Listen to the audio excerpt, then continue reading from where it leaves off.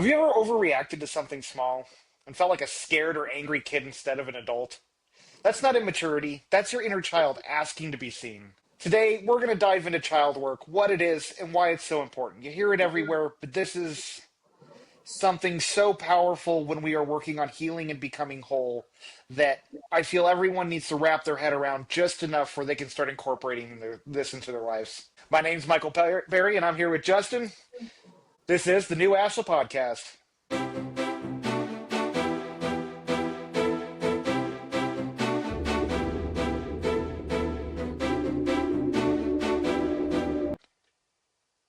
Hello and welcome to the New Ashla Podcast. Today we're diving into inner Mhm. child work. I know this is more psychology rooted than it is in spirituality, but it's really starting to make waves within a lot of different spiritual communities.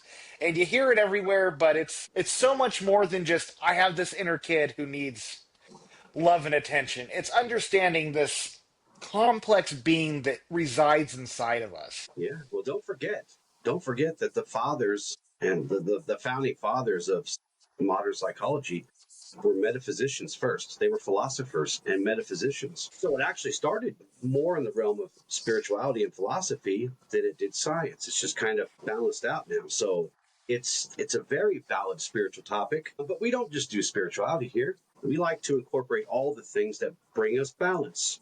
This world is full of all different kinds of schools of thought, and philosophy and psychiatry.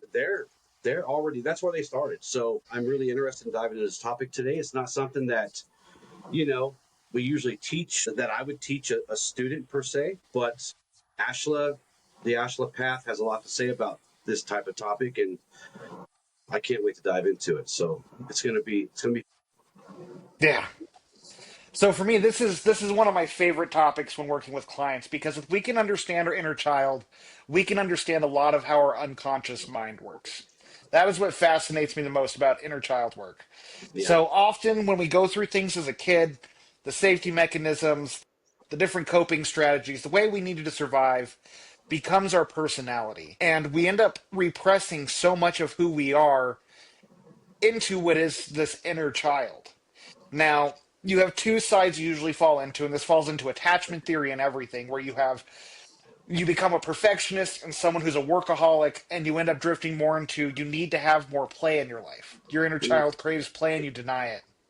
And then you have the other side, which is sort of the aimless child, where you know how to go party, you know how to have a good time, but you're aimless in life and have no structure. So that's really the two biggest themes. And there's so many paradigms of how this can play out, but those are the two big ones I see.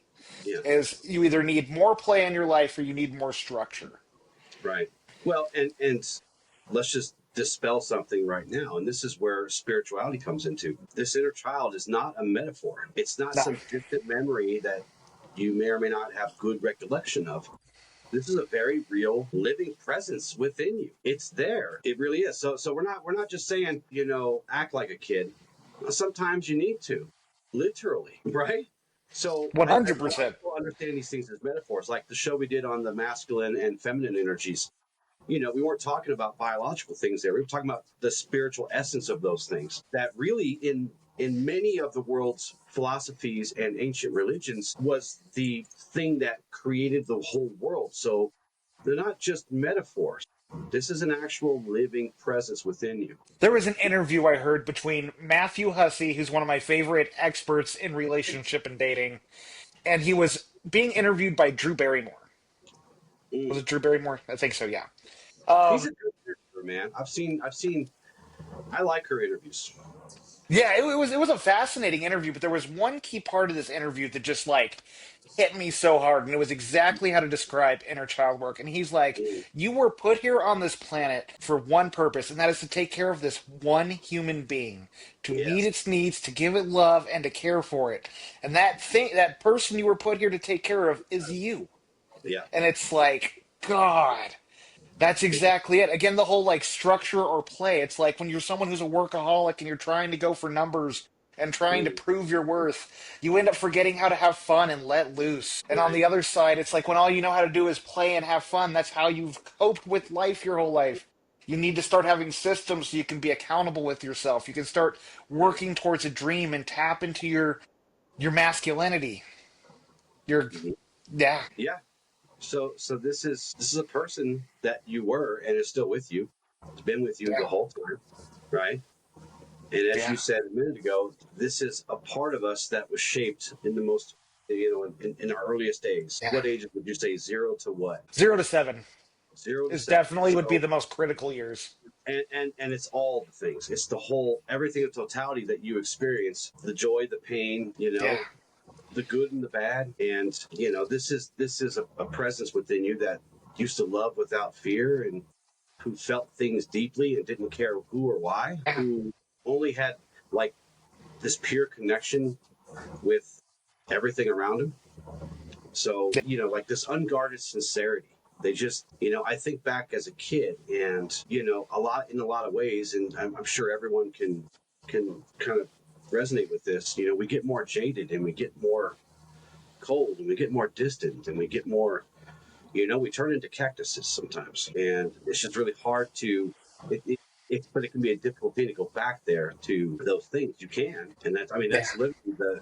that's literally the whole core of what we do here. We try to get back to those good parts of ourselves and let them out and resonate back with them again. So, just the amount of innocence and wonder and curiosity. And it was really, it was really hard to see kind of the negative in people when you're younger Yep. because you're just taking it all in unconditionally. 0 to 7 is probably a good range. After that, you're in school, and then you start to not like people at Yeah. school.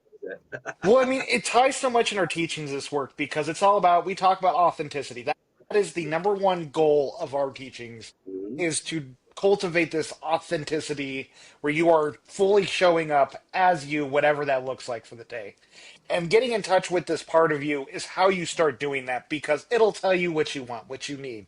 And in turn, with a system where you're working together, you can create this harmony that is so full of abundance Right. between the left and right sides of your brain. It's phenomenal all the research behind this. But yeah, I mean, but also, just as much as the good stuff that I just talked about, this is also the time where we kind of start pushing away the hurt and the wounds, and we forget, because you don't really have boundaries. You just trust, and but we start to our compassion starts to harden, and we start to develop coping mechanisms and things like that. Yeah. And then, where we're actually trying to survive as a kid, if there's a lot of bad things happening around you, it just becomes part of your operating system at some point, and it doesn't go away. That carries on into your adult lives. Yeah. You know, that's why they Well, always it's say, like, for people who have the biggest trouble, which is a lot. No one's alone in this. I just want to put that out there right now. No one's alone in this, but you know, we literally become the person that we needed to protect us, that needed to, yeah. right? So, Oh, it's so true, though. One thing I just got to say is like Michael Singer, one of my favorite writers, spiritual teachers, and he talks about how the journey to awareness is when you're removing layers of preference, right? mhm, It's the more we can remove these identifiers of this is good, this is bad, the more we can get in touch with who we really are. We stop labeling things and we just let our souls tell us I'm magnetized toward this or I'm not. And right, that's this exact energy, right? It's not we get calloused over time because we start making these preferences, these judgments about what's good and bad, not just with the world, not just with other people, but with ourselves. yeah, And that's what really starts making this inner child so repressed. And that's mhm, what brought us to this point, like you're saying. It not only holds all this wonder and innocence, but it holds unmet needs, it holds pain, it holds the sadness that it had to carry through times of struggle where it wasn't seen, heard, or validated. right, right, And I and mean, that, we build our yeah, lives around that. well, yeah, we start seeking validation instead of truth, and we talked about the trauma, the 4 or 5 different trauma responses a few shows back. This is where all that stuff is built and decided and put into play, right? Yeah, So, and of course, here at Ashlow, on our path, we teach that healing doesn't come from hiding or discarding, right? It's about yeah, work. It's about integration, aligning, facing it, calling it out, saying, I see, okay, I see you, right? And yeah, then and then learning to integrate it. Just like with anything else we talk about in our teachings and on this path, we don't ever exile or kill. Like we don't do the whole kill the ego thing. We integrate. Yep. We align, right? Same thing with our inner child. We don't exile it. We don't do the things to it that everybody did to us when we were little. That's just compounding the problem. We face it. We say, I see you, I hear you, right? And we Yeah. invite them back to integrate with us as we are now. Of course, we can't ever go back to being seven, right? Yeah. But we can integrate them now because they are just as much a part of us as anything else that's a part of us. Yeah. One of my favorite exercises to do when I'm doing inner child work, and I've done this so many times and it's been so beneficial, when I realize I have these triggers or these moments where I have this repressed emotion, Mm-hmm. because all this happens at different times in our life, and when we get activated, when we get triggered, we get regressed to that age where that emotion got stuck. And I love to do visualizations and even certain types of hypnosis. There's stuff online for it. I can't remember the lady's name, but I'll put a link to her stuff on here. Yeah. But you allow yourself to go back into that time period and you sit with that younger version of you. You Mm-hmm. give them what they needed. If they needed to scream and yell, let them scream and yell and tell them it's okay to feel that way. If they need to cry, hold them. The more you can put this image in your mind and be there for that inner part of you, the more you're going to get into these stuck emotions and help them start releasing. Yeah. It's so powerful.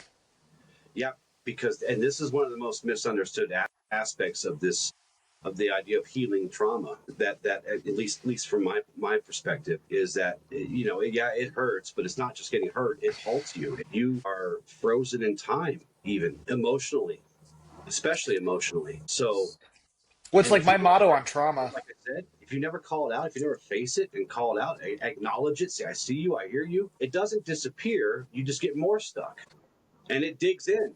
It gets harder to get to. I mean, you start layering on there, you make excuses for it, you start creating all these blinders where it allows you not to see this part of you. It's crazy how much psychological coping we do unconsciously. But it's Well, like when I look at trauma, my definition of trauma is never what happens to you. It's how right. you internalize the things that happen to you. Well, Which is why that's the you only can't thing define that's real. trauma. Say what? That's the only thing that's real Yeah. is how you interpret it. I mean, Yeah. or how it affects you. And this is why, and I think I've said this on another show, like early on this podcast.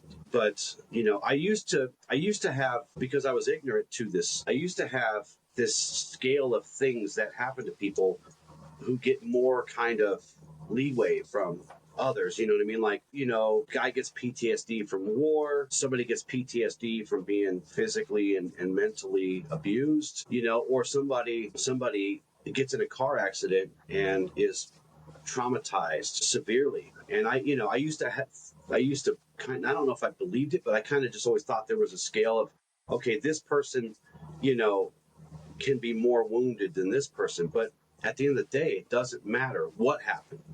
You could be dive bombed by a flock of crows, and Yeah.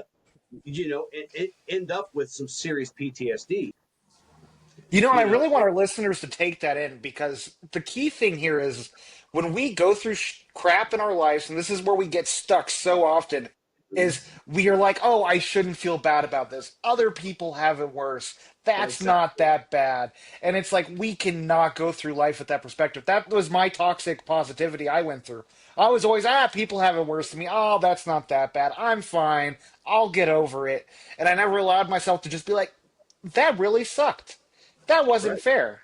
Yeah. Like, we Well, got to yeah. I validate mean, our experiences. if someone was abandoned as a kid, right, and they were put through the system and they were just kind of passed around from foster to foster to foster, and I know somebody like this very intimately. She's my wife, but I'm just using this as an example.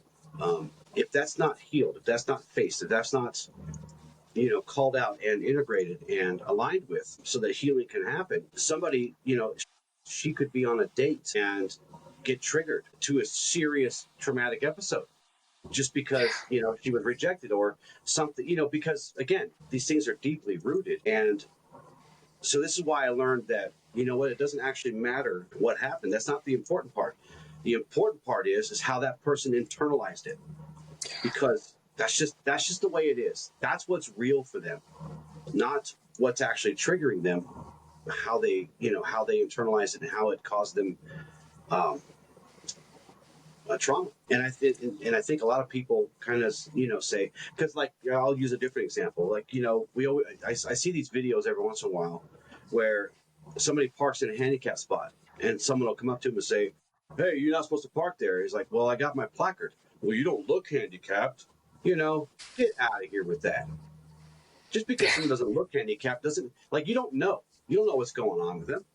Maybe I don't know, but it's that kind of thing, and there's a lot of taboo, is what I'm trying to say here. There's a lot of taboo around these things.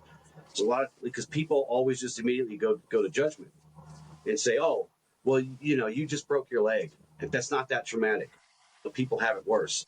Well, it doesn't matter what happened to them. It's what triggered something much older than that, probably, Yeah, right? almost always. Yeah, Well, and it's even like the guy who would be getting on the person who was parking in the handicap spot. Guaranteed that dude's getting triggered from something back in when he was a kid. Maybe he was told he was too weak if he was trying to slow down in gym class and that he had to keep pushing through. mm, And it's this trigger that then comes up where it's like, I got to suck it up. Everyone else has to suck it up. We talk right. about generational trauma, which is a big buzz thing nowadays. But let's look at what generational trauma is, all right? You have a dad who is aggressive with you and beats your butt when you're acting out, and then you Hmm. grow up, you have that vendetta. I want to be a better parent, but then you have kids. You haven't worked through the crap you Right, went through as a kid.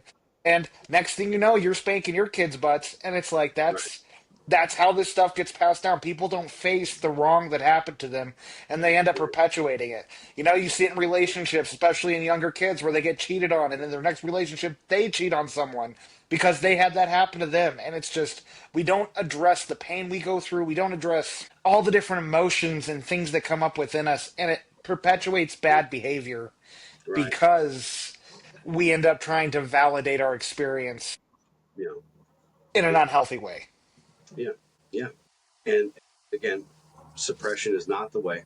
Integration is the way. Emotionally, because if we regress, or when we regress emotionally, mentally, and even energetically, it's just putting us back in that place where we're stuck. Yeah. And this is how you really start to become aware. You start to build that awareness around this. If you find yourself getting put back in this one place where you were stuck, and Yeah. Trauma that, responses. yes, right. The the fun word is being triggered. Oh my God, this person's triggered. Look at them, they're triggered, right? That word's Yeah. become a really big buzzword too. But there are triggers that put us back in those spots that we haven't dealt with, right? And Yeah. maybe we start Regresses us dealing if we emotionally to wanted that to, age. or subconsciously we're like, nope, didn't like that back then, don't like it now. It's just gonna Add fuel to that push fire. it down. Yeah, yeah. And this isn't about acting out. It's just it's a cry for presence. For these things to be dealt with. Our psyche wants us to face this stuff, and that's why we're so drawn to it. You look at attachment theory. Attachment is fascinating. We are attracted to the people that will simulate the trauma we have gone through. Mm-hmm. That we are attracted to pain.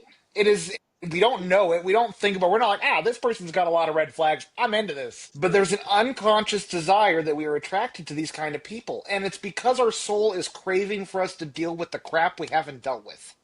Yeah. And so it will recreate the same situations over and over again until we either get better or we get bitter. Yeah. And we usually get bitter before we get better. Yep. But just because you're bitter doesn't mean you can't get better. Yeah. So And we if you all find struggle yourself, with this. we do. Well, and for me, I again, I'll go back to the pause method. I use the pause. Yeah. I've been using it forever and ever and ever, far back as I can remember. But you know, if I find myself stuck emotionally, or I just can't get out of whatever box I put myself in, if I'm triggered or if I'm reactive, I pause and then I breathe, right? Yep. Pause, breathe. Yeah. And then it's time to kind of look. Okay, wow, I haven't experienced that in a long time. What caused that to come back out? Yep. What caused me to be facing this part again? What part of me is speaking to me right now? When one of the beautiful things is like if you have a strong relationship with someone, you have someone who's working on this with you. I know me and Mm, my wife, we do it all the time. If one of us gets triggered, we can be like, "Hold on a minute. I am feeling like I'm 13 right now. right. Let's talk about these emotions I'm feeling and let's figure out how we can work around this or what's actually going on here." It's Yeah. like the last couple nights when we go to bed, she doesn't bring her phone to bed, and I have all my phones are on home automation. And so every night she's like, "Hey, can you turn off the lights in the living room?" And I do it every night. I might say some snappy things back, just a playful banter, but I realize I'm like, I'm getting irritated by this. Why am I getting irritated being told to turn off the lights when they need to go off? I'm not going to remember, so she's just helping me remember. And but it's like I was getting triggered, and when we can have those kind of conversations, I will look at her. I'm like, "Hey, I don't know what's coming up for me right now, but I am getting triggered by this. I feel Yeah. irritated when you ask me to do this. It's nothing on you. You're not doing anything wrong, but there's something here. We should dive into this next time." Yeah. Yeah.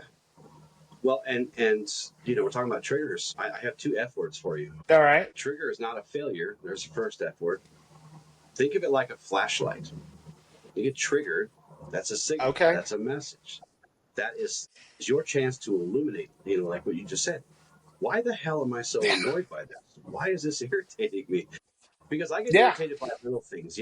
Over all these years, I've gotten myself to the point now where aliens can attack, and I'm just calm waters. But if the handle on the cabinets catch the pocket of my shorts, man, I'm just like, how dare you? I turn into Doctor Doom, man. I'm like, how dare you? Yep. So yeah, think of it as a flashlight, not a failure. A lot of people get hard on themselves when they're triggered. Because a lot of people will say to them, "Oh my God, why are you getting triggered about this? Well, oh my God." They make a big deal about the person getting Yep. triggered instead of saying, "Hey, you got triggered by that. Didn't seem like a big deal to me. So let's talk about why you're so irritated by this little tiny thing." Heather and I do it all the time too, because I Yeah. will. I'll just get it. Like if I bump my head on something, man, I swear to God, I want to rip the cabinets off the walls and Hulk smash them sometimes because it's just like it was a series of tiny little things that annoyed me. And then Yep. eventually that was the last thing that did it. Why are you so, she'll ask me, okay, why are you so annoyed by that? And it forces me to stop, pause, breathe, and then I don't know. I don't know why I'm annoyed by that. But then we Right. talk about it. We go through it. I was like, well, it just pissed me off that it hit my head. It bumped me. No, you bumped your head into it because you weren't paying attention, right? Yep. A cabinet can't come out and smack you. You smack yourself on the cabinet, right? And so, Yep. so, so we recognize that triggers aren't failures. They're messages. They're flashlights. They shine a light on what it is if we let it. Now we can just continue on and go, Hulk smash the cabinets and then go about our day. And then tomorrow realize, crap, I gotta get a new cabinet because I pulled it off the wall. Well, then you get that shame, you get that guilt, Yeah. all these other things that come with it. It can be a spiral when we feed into these responses. Well, and especially if you're not with a very supportive ecosystem around you, they will shame you. They will, and I'm fortunate. I'm great. I'm grateful, and you're blessed also to not have to deal with that Yeah. because I can smash a cabinet pretty quick, pretty easy too. But then I'm the one that has to put it back up there. Yep. And I want to point out about triggers. It's not about what's happening right now. It's about something that happened that was never fixed, right? Yep. 100%. One thing that breaks my heart is you see this in society, all these buzzwords people are getting in spirituality. When it comes to triggers, they're like, "I'm just not going to deal with people that trigger me," and it's like, what is wrong with you? Like you cannot do that. You start doing that, you're going to eventually find yourself very alone because Yeah, that's and part of very connection. and very troubled. Those kind of people do not resonate or are not drawn to Ashla because as Michael will tell you, it's a house of mirrors over here. You don't get to. We go slow. We could go slow. Look, we could take 20 years. It doesn't matter. Eventually you're going to get through this. It's not a race, but it's also a house of mirrors. As I'm sure you guys know by now, we teach, encourage, you know, give people space to do that because, again, this is something that happened long ago. You may not even remember what it was that caused this, little core memory thing to pop up in your head, Yep. but Well, most people don't even think about it like that. They're just, I'm triggered, I'm in the moment, I am right. feeling all this, and little do they realize this little pocket memory in there. I mean, you look at how you respond to conflict, whether you're shutting down, you feel helpless, you throw tantrums, you're begging or over apologizing. Ask yourself, is this how I behaved as a kid? Most likely, yes. And it served you as a kid. It kept you safe. It was how you coped. And I mean, this is what trauma responses are. It is our inner children getting activated and regressing us to that age. And if we Yeah. want to be able to deal with triggers, we got to be able to hold space to feel what that child didn't feel safe feeling then. If Mhm. they throw tantrums, did they get to feel sadness? Did they get to feel like to feel that helplessness? You know, if they shut down, did they ever get to feel in control of their own situations? They're afraid of having control over those kind of situations. You know, and it all ties into these childhood memories that are regressed inside of us that we got to rekindle and repurpose. You know, it's the restoring is the most important part of psychology, working with a therapist. You go over your trauma so that you can decompress the energy and change the narrative.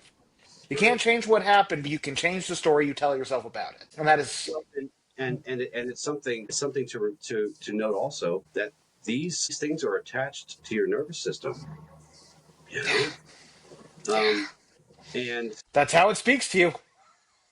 it does, right?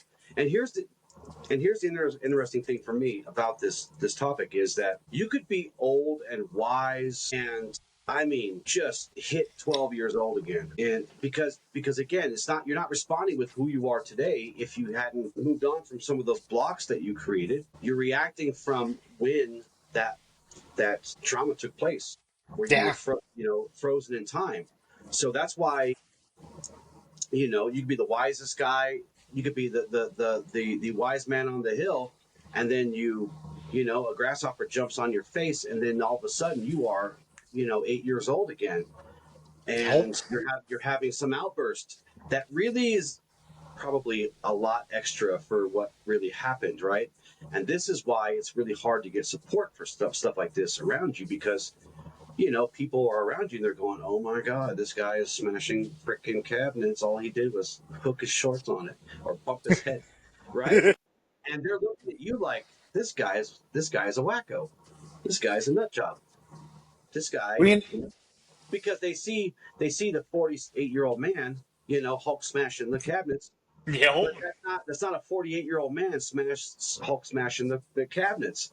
It's that, 11-year-old kid or whatever. So Well, I mean, this ties into a good point. If you're new to this work, if you've never done this before, one of the easiest things you can do when you get triggered, when you go through that, you might have to wait till after the first couple times, but ask yourself, what age did I feel like? What age was this behavior at? And often you'll find where you should start looking for that unhealed trauma that's buried underneath. yeah, and it turns that trigger into a teacher. Yep. All right. Freaking And, A. and the door will open, and you'll be like, oh, okay, if you dare, let's walk through. Let's let Yeah. it unfold now from here. And you may not catch every single one that happens after that because there will be many more that happen after that. But you might catch every other one or every third Yeah. one, right? And eventually you'll start catching them each time, and then eventually it'll hit, and you'll be like, not today. Yep. I Yep. got this. Start building that self trust with that inner child, showing them Right. you can handle this from here. You now you will protect them. Yeah. It's a beautiful sentiment when you can really embody that. Like, I'm here for you. I am going to prioritize you now. And one thing I just got to say with this is, and we say it in every episode whenever we're telling you how to work on yourself and go through this stuff, have compassion for yourself, especially your inner child. Like, we are all flawed human beings trying to figure out how to live the best lives we can. And it is a messy process, and it's okay for it to be messy. It's okay to slip and fall. It's okay to have these issues. It is Mhm. normal. So just give yourself grace and compassion as you do this work. Yes, and employ courage. One of our Yes. agreements, because we need to learn not to fear our wounds. This is why we use the light to heal them. And many wounds are layers deep. And we just go layer by layer by layer with patience and courage and a little mercy. That doesn't hurt either. whole lot of grace. So, we were talking earlier about how there's the two spheres that most of these inner children fall in between, and one needs structure and one needs play. Hmm. So, what are your thoughts on this? So we have to learn the language. We have to learn how to speak to ourselves, and in this topic, our inner child. And we don't speak with words; we speak with how we start to care for that inner child, right? We have to learn what they need. We need to learn what hurts them. We need to learn those needs, that those unmet needs, because being a grown up is really complex. Wouldn't you say? Yeah, We have really complex lives, and it's just the way the world is when you're grown up, right? But like you're saying, there's only really two things that our inner child needs: is that structure or play, and these aren't opposites. They're yeah. It's more a like balance, right? companions. Yeah, they're like more like companions. We all grew up with one and not the other, really. Yeah, And it comes down to, were you neglected or were you controlled? yeah, So right. let's start with the neglected child, inner child. It's someone who was left to fend for themselves, literally in every aspect, emotionally, physically, probably spiritually too. You don't really develop a good feeling of safety, right? You're always like, there's always something out there, man. You hear noises in the woods, you know what I mean? And it makes it hard for them to understand where they belong, what their purpose is, where, if they're even worthy of being here or there, or worthy of themselves. And they don't need more of that. They don't need more chaos. You don't need to introduce more chaos. You need to introduce structure. You need to start giving yourself very consistent, predictable routines, right? You need to erect boundaries, You have even to. for yourself. Again, consistency is very important. And for us, we deal with a lot of this through the development of self-discipline, but not the kind of self-discipline that, you get whipped if you don't get in line. It's rooted in love. Yeah, So I'm think of doing it this more for like, you, not because I have to. yeah, right. So like you and I have talked about before, how I teach, right? It's more of like a stewardship. Think of it like that.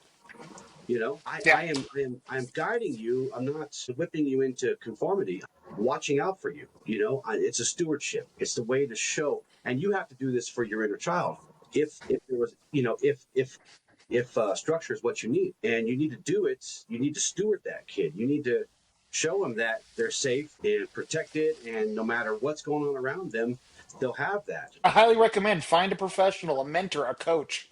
Find someone who can help you hold yourself accountable. Someone maybe in your personal life that you trust enough to have that type of responsibility that can help you start setting those goals. Because the biggest thing we got to do is we got to meet reality where it's at, and we got to, if we need more structure in our lives, ask where's my structure now, and what would be the next realistic step for me to Yeah, be able to cultivate that. Don't look at what you want to become. Look at what is the next reasonable step for me to have a slightly better life. yeah, and the next one is that kid that was controlled, like micromanaged to death, or shamed, right? I think those Yeah. two kind of both go hand in hand here, because if you're constantly criticized or micromanaged or made to feel like your happiness was just too much, you just too extra, Yep. they learn to suppress. So what do they need, Michael? They need They need play. They need to play, learn how to be right? expressive. They need, Creativity yeah. outlets. I wonder how many of the world's potential great creators, inventors, artists never ever came to fruition because of this. What do you think? Oh, so many. You look Yeah, at most genuinely great creators, and they were horrible in school. They had poor social skills, and they became people who innovated the world. yeah, yeah. Um, and we're not talking about, someone out there is going to be like, you guys are extra as hell, because that's very irresponsible to encourage adults to play. It's not irresponsibility. It's a resurrection. It's a remembering. It's a reintegrating. Yeah. you know, We how got many to. how many of our great spiritual teachers over the thousands of years told us to be more childlike? Every single one of them, man. You know? Everyone I've ever read about or followed or learned about or learned from in some way, shape, or form told us, commanded us even, be more childlike. Yeah. Because, you know, it's important. It's vital. It is. It really is. So this is interesting, and I want to get your take on this. As we're going through this, these two different types of needs and traumas, this is where we start to see the generational cycles begin, right? Because if You you're a know? kid that didn't get to express, then as a parent, you go overboard. If you were a kid that didn't feel safe, as a parent, you go overboard that way. You start to control. Isn't that interesting? Yeah. No, I mean, that was my mom. My mom was raised that she couldn't run in the park. She's going to hurt herself. And then I was raised to fear the world. Oh, Mm-hmm. you can't get on the bicycle. You're going to get hit by a car and die. All these different things. And yeah, it just perpetuated itself. Right. Yeah. It's and I don't know if we're going to get into it because I think we were talking more about these personal thing. But how does someone break that generational You trauma? know, the number one thing's awareness. Once we're aware of these things that operate us, like for instance, having a fear of the world, once you realize that there is just this, your soul has put itself in a position because you were conditioned to believe the things were unsafe, and you don't like to step out of the comfort zone where you're not safe. So do Yeah. little things where it's uncomfortable. Go ride a roller coaster. Go pick up a sport. Put yourself a little out of your comfort zone and start cultivating resilience in this area. Teach yourself that things are safe Yeah. and that it's okay if it's a little dangerous. You know, Right. I think that's one of the key things we can do. Just awareness, and then what practical steps can I start taking to reverse this belief, not in my mind, in my body? Because Yeah. that's the key to this. Is it's a visceral reaction we have to things, and we got to teach our bodies that we are safe, whether that is going out of our comfort zone or learning that it's okay. I don't have to get angry every time someone crosses a boundary. I can have a conversation and still be Right. respected. Right. Right. So how do we know? How do we know? How do we know that our inner child needs our attention, our awareness? How do we? Listen to your nervous system. Once you're triggered, once you feel that anxiety, even if nothing's triggering you in the moment, what am I feeling right now? Learn to get in touch with your body. You know, your body is full of messages, and you can learn so much about how you operate as a person because little do Yeah. we realize our thoughts are nothing but projections of the sensations in our body. If you don't feel safe, you're not going to have safe thoughts. Mm-hmm. If you're angry, you're not going to have loving, peaceful thoughts. Right. Learn to separate these things I and wrote just to this so get into your body. angrily. Yeah, right. You Yeah, know, you can be angry at people you love, but it's really hard to love and anger at the same time. I think. Yeah. yeah. I haven't perfected that yet. You'll get there. I have faith. I Yeah. have faith. One thing I want to touch on is when we have in psychology, they talk about in dysfunctional families that there are Mm-hmm. five child roles, and this is a great place for people who are new to inner child work to learn how they functioned as a child and find resources to help learn to work with it. So in dysfunctional families, there is roughly five roles people fall into. You Mm-hmm. have the family hero, which is the one who's taking care of the kids, cooking dinners, trying to get straight A's, working at 14, overachiever. You know, you have the mascot who is a little immature, hyperactive, but at the same time a little fragile, depends too much on the family dynamic to feel safe. You Mm-hmm. have the enabler who just likes to try to manipulate and push people to do silly things and instigate. You have the problem child who's going out there doing graffiti, who's trying to be defiant to get that attention. And then Mm-hmm. lastly, there's the lost child, which is the one who's shy and quiet, who would vanish into their rooms and stay busy. That was me growing up. I was a lost child. I dissociated as often as I could, playing video games, watching TV, my own worlds. I was the And first one. I had a hunch. I Yeah. was wondering out of the bunch which one you would fall into, and Family Hero was my guess. Well, a lot of and a lot of firstborns, I think, would agree that they probably fell into that too. Yep. The firstborn kids. Yeah. And so if you can identify this, that'll help you be able to figure out one, what was events could have created these regressions, but two, what can you do to start working around the insecurities these emotions you've repressed have created within you? Mhm. And it's all about the more awareness you can cultivate, the better. And those 5 roles are a great way to start looking into your trauma and how to work through it. Yeah. So, what are some signs as far as I know we were just talking? How does our inner child speak with us? You know, Yeah. what are All some other three. ways we know? Uh, just these super over the top emotional responses to really really small things. And I don't say that as to be disrespectful to somebody who gets triggered by small things. I'm not saying that what people went through was small or big. It's really not what we're talking about. But it's like, if the example I was sharing with you, with all of Yeah, you actually, where I was like, it bumped my head and I want to rip the. There's a lot of funny yeah, videos I see where the guy, if you see the video of the guy that's walking up the stairs and the plant bumps his head and he turns around and just Hulk punches it across the yeah. street, you know, like that's probably not, a very mature, wise way to react, but it's a reaction. People who are big time people pleasers, or they want to be perfect with everything, or they're scared to make mistakes, which Yep. really messes them up if they're a perfectionist and they're scared to make mistakes. God, that's got to be a circus. Well, I've seen it so often where you have those people so in their heads that are afraid of making mistakes. And because of their fear of making mistakes, they make more mistakes, which then perpetuates the fear that much more. And it's this vicious cycle of just shame and doubt and guilt. And it just gets worse and worse. It's a tunnel effect. Right. Another sign that I came up with was panicking because you think that you're going to be abandoned, or someone's going to leave you, or someone doesn't love you anymore. And on the other end of that you're too much all the time. I'm always too much. Go back to attachment theory. I mean, you have the dismissive who tries not to say much because they don't want to be misunderstood.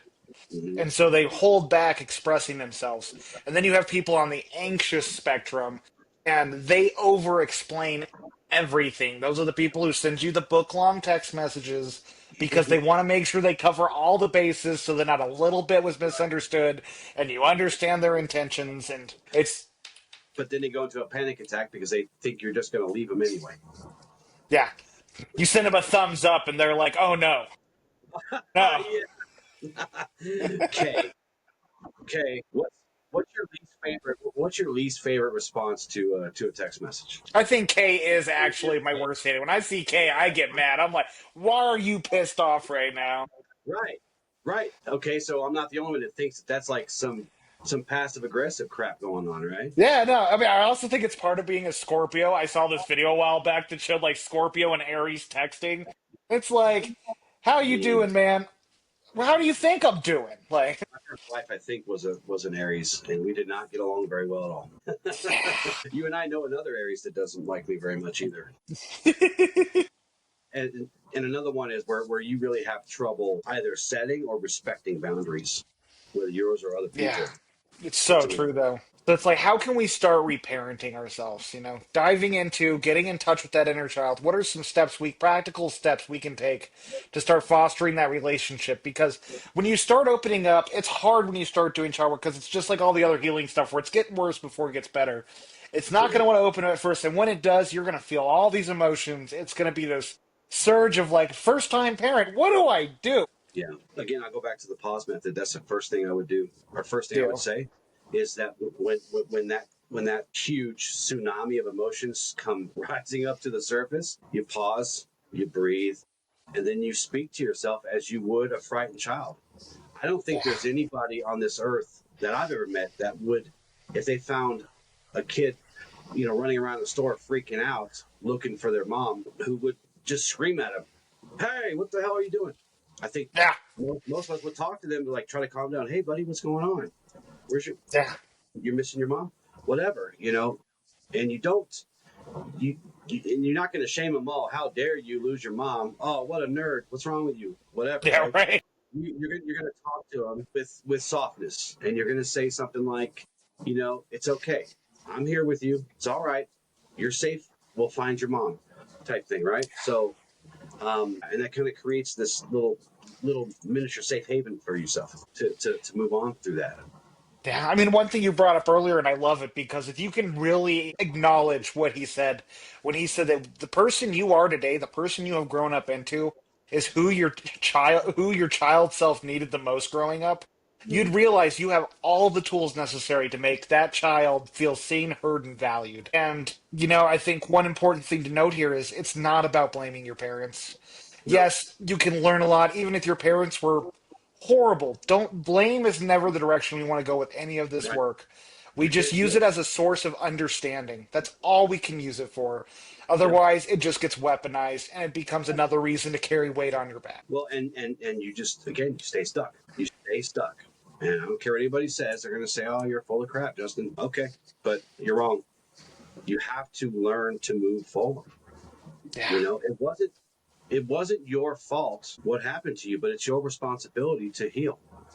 Yes. And that's a really hard thing to say, and it's a really hard thing to hear if you're kind of stuck. But I say that with all the love in my heart. You have to. It's up to you. You're responsible for your healing. Another thing, we got to create boundaries that protect our peace. We must put peace and stillness in the forefront of our life. And to do that, you must establish boundaries. No And ifs, ands, or buts. they're not walls, because then you're Yeah. just kind of, staring at a wall. Another But again, thing, you are the one person you were put here to take care of. that's right. That's right. You got to be able to see yourself, and you have to be able to see the things you don't want to see, but you also get to see the things that you do want to see. So, routines and rituals that help you feel safe and happy. Right. That's another one. Just like children, they thrive in this rhythm, in this right structure and routine, and Yeah. those help us too as adults. They're good for us, and it doesn't have to be rigid, but we really, as humans, we kind of really long for that predictability, the safety, and we do that through routine. We do that through Consistent. doing kind of the same things over and over again. Those neural pathways, right? The more we work those muscles, the more we ingrain those patterns, the Yeah. easier it becomes. Another one is to make space and time in your life to be creative and to play. Discipline doesn't have to always be hard. Right. Discipline helps us get through the hard stuff, right? Exactly. We So got to learn how to enjoy life too. yeah. Go to a painting class. Go do karaoke. Go dance. Go out. Go outside and you Climb a know mountain or something. plant trees or something. Yeah. Build something. There's a thousand. There's a million videos on YouTube that you can go buy some wood and build a birdhouse or something. Just do it for the fun of it. It's good medicine. Play and creativity is good medicine for our soul. That's some of the best. The Yeah. only thing I'd add is like community. The more you can have a support system to help you Yeah. as you grow and do this work, the more you're not in an echo chamber, but you have people who can mirror and help you bounce ideas back and forth and support you while you're working through your crap. There is nothing more powerful. It Yeah. just takes a level of accountability, it takes a level of honesty, and it takes a level of trust, not just in yourself, but in others. As we can just put our pride away and not want to show our scars, we can create so much more meaningful relationships because we're no longer trying to show someone we're not. Yeah. Yeah. Is there anything else you want to add before we jump into our final exercises? No, actually, I don't. I think we covered it really well today. It's one of those topics that you either want to listen, either want to hear it or you don't. But eventually, you're going to have to face it. So why not now?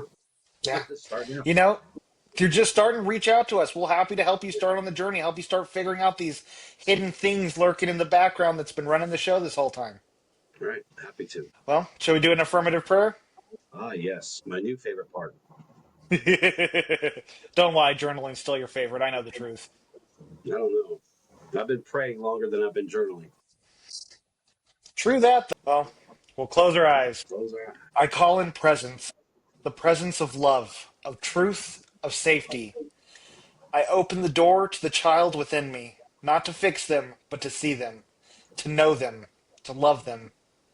I recognize that any part of me that still aches, still cries, still lashes out or hides, is simply a younger me asking for care, not correction. Today, I welcome that child home. I let them know you are not a burden. You are not too much. You are not forgotten. I declare now, I am the safe place I never had. I am the voice of gentleness I once needed. I am the structure and the softness, the boundary and the embrace. Where fear has frozen me, I bring warmth. Where shame has silenced me, I bring truth. Where I once felt alone, I now feel held by the adult I've become. May all the pieces of me across time and space be gathered into wholeness, be seen in compassion, be loved into peace. And so it is. And so it is. For our exercise today, I want you to close your eyes, take some deep breaths, get in touch with yourself. Picture that younger version of you that still feels wounded and ask them, what do you need from me today? And imagine yourself giving them that. Do they need validation? Do they need a hug? Reassurance, structure, permission to play? Do they need love? Hold them. Give them what they need, what they never got before. And let them know that it's okay and that you're here now and that you have their back. Spend time with them. Embrace them. Enjoy that moment. And once you know what it needs, come back and follow through because there's nothing that kid needs more than someone who will follow through on what they tell him. For our journaling prompt today, what does my inner child crave more, structure or play? Where can I begin to build a safe container for that part of me to feel seen, loved, and free to express themselves? And lastly, our affirmations. I am safe to feel and heal at my own pace. My inner child deserves joy, stability, and freedom. I offer the structure I needed and the play I longed for. I am becoming the love and guide I once needed. Even when I regress, I remain worthy of compassion and care. Thank you so much for joining us today. Please like, comment, share, subscribe. Check out the show notes to check out our new website and all the things we're starting to build up within our community. And as always, with love and gratitude, ad Lucium. And Lucian.